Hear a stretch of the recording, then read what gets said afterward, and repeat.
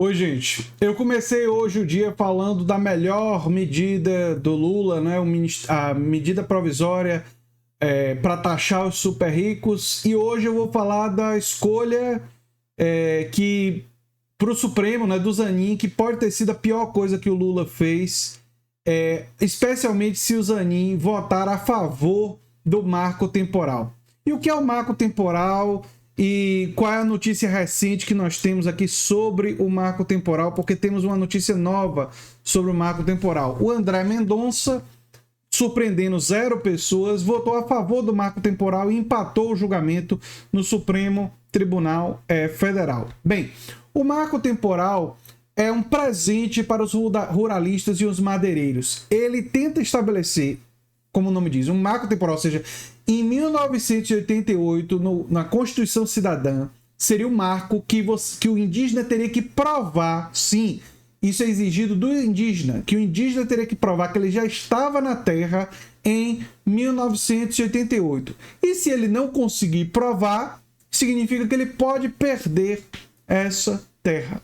Ora, primeiro que exigir esse tipo de prova ao indígena é um absurdo. Segundo que, obviamente, que isso daí vai provocar uma insegurança muito grande das comunidades indígenas, em que, não conseguindo provar isso, que muitas provavelmente não iriam conseguir provar, elas seriam alvos de ações dos ruralistas e da bancada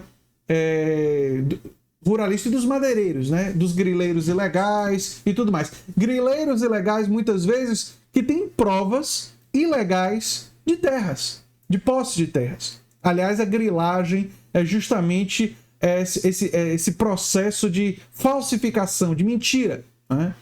Em relação a provas, né? Olha, isso aqui é muito, muito grave. E a alegação que o André Mendonça faz e que o Cássio Nunes faz, que o marco temporal iria trazer mais segurança jurídica, a verdade é exatamente o oposto do que eles dizem, né? Eu não vou fazer um abaixo-assinado sobre isso, porque já existem abaixo-assinados, como esse aqui, Justiça para os Povos Indígenas do Brasil, marco temporal não é? Já com 48 mil assinaturas, não é? E tem esse aqui, ó, Brasil protege os povos indígenas antes que seja tarde demais, marco temporal não, também com 48 mil assinaturas, né? Esse daqui do Conselho Indigenista Missionário, né? E tem outros abaixo-assinados, mas eu vou divulgar esses dois aqui e dizer pra gente que a gente tem que se posicionar, a gente tem que ter firmeza em se opor a esse absurdo, a esse ataque aos povos indígenas, esse ataque à população indígena. E por que eu falei do Zanin e isso me preocupa? Porque quando a gente examina os votos, né, votaram contra a tese do marco temporal o Edson Fachin e o Alexandre de Moraes. O voto do Alexandre de Moraes, inclusive, como se vocês verem o vídeo do Gregório do Vivier sobre o marco temporal, vocês vão ver que o voto do Alexandre de Moraes também tem seus problemas, né? Já se manifestaram a favor da aplicação do marco temporal Cássio Nunes e o André Mendonça. O Mendonça relatou um longo histórico de conflitos e alegou que vai trazer segurança jurídica. Bobagem. Vai trazer favorecimento para os ruralistas ocuparem terras indígenas, né? Ai. Eu não vou nem ler o que esse cara falou, porque realmente é um absurdo. E ainda tem o voto do Cristiano Zanin e do Gilmar Mendes. Gilmar Mendes devia ser impedido de votar, porque ele tem terras, né? Pode ser uma pessoa até com um interesse investido em defender os interesses dos ruralistas. O voto do Dias Toffoli é um mistério. Luiz Fux, não sei também. O Barroso provavelmente vai votar contra. A Carmen Lúcia, a gente sabe que vai votar contra o marco temporal. Ainda bem que a Carmen Lúcia vai votar contra o marco temporal. E tem o voto da Rosa Weber. O que significa que pode ser uma votação. Tomara que não seja. Tomara que seja uma votação majoritariamente contra o marco temporal e o marco temporal seja derrotado. Mas pode ser uma votação apertada.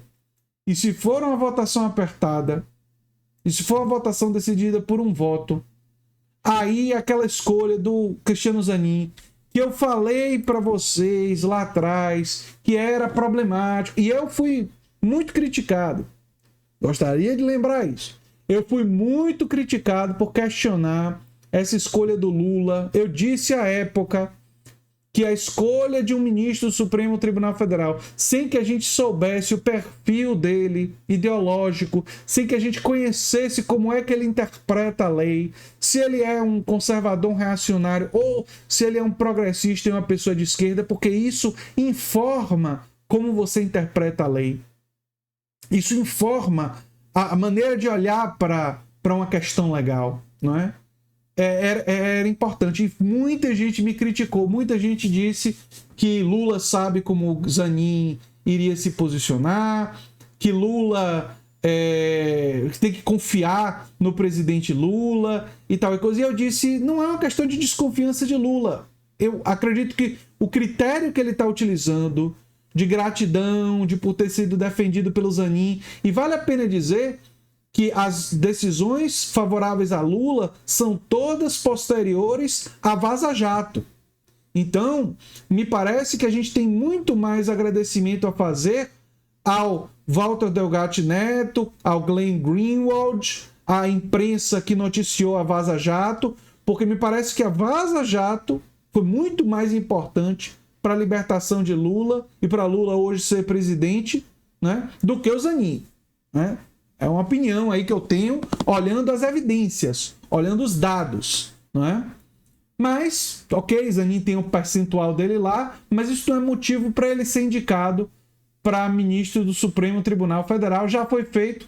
Espero que a esquerda aprenda com esse episódio para no futuro indicar pessoas progressistas, e vamos torcer para que pelo menos nessa questão do marco temporal, né, Zanin não deixe o seu conservadorismo colocar ele do lado dos ruralistas, do lado dos madeireiros. É possível que não, nós não sabemos, mas a gente está preocupado, tem receio, obviamente, e o receio tem uma fundamentação, tem uma razão de si, e a votação pode ser uma votação apertada.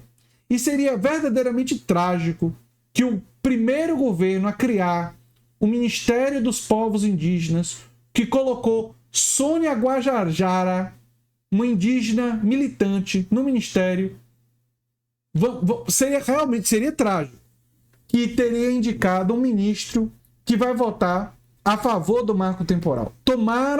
Tomara que isso não aconteça. Tomara que o Zanin, nesse caso, vote contra o marco temporal. E nós temos que fazer a nossa parte. Eu já assinei os 2 abaixos assinados, estou divulgando aqui e estarei fazendo a minha parte, lutando contra esse absurdo do marco temporal. E conto com a ajuda de vocês nessa luta. Eu sou André Teixeira Jacobina, falar em abaixo assinado, eu tenho abaixo assinado contra a privatização da Sabesp e pela exoneração do Roberto Campos Neto, todos 2 no comentário fixado.